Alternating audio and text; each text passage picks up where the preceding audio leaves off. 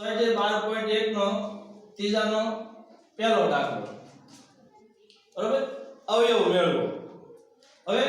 x નો વર્ગ xy 8x 8y અને આપણે શું કરવાના છે અવયવ મેળવવાના છે અવયવ મેળવવા માટે આપણે જે રીત ભણ્યા કે પદોની ગોઠવણી કરવી પદો અલગ અલગ હોય તો આપણે શું કરશું સૌપ્રથમ પદોને ગોઠવવા જેથી કરીને આપણે સામાન્ય જે કાઢવા પડે એ આપણને અનુકૂળતા પડે પણ અહીંયા પદોની ગોઠવણી કરવું પડે એવું છે નહીં કારણ કે ઓલરેડી પદોની શું આપેલી છે આપણને ગોઠવણી આપેલી છે એટલે આપણે પદો ગોઠવવાની જરૂર નથી હવે આપણે સૌપ્રથમ શું કરીશું બે ની જોડી બનાવીશું તો અહીંયા x નો વર્ગ xy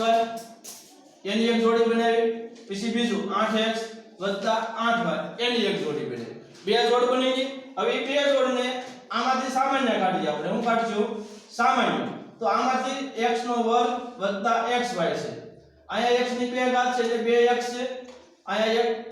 એક x ની એક ઘાત છે એટલે 1x છે તો આ બેમાંથી આપણે શું કોમન કાઢશું x x ની બે ઘાત હતી એમાંથી એક x નીકળી ગયો તો વધે હું x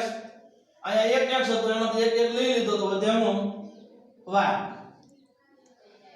વત્તાના વત્તા હવે આ જે જોડ છે એ બેમાંથી અહીંયા x છે જો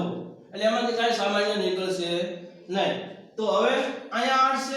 અહીંયા 8 છે તો એ બેમાં સરખા 8 છે તે બેમાંથી સામાન્ય શું નીકળશે 8 તો x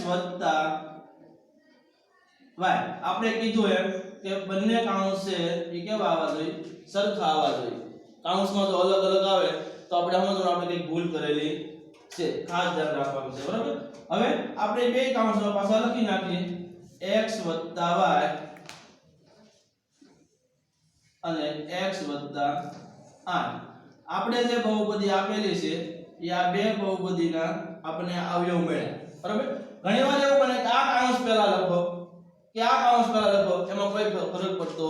નથી બે સરખું જ ગણાય જે લખો તો અહીંયા આપણો દાખલો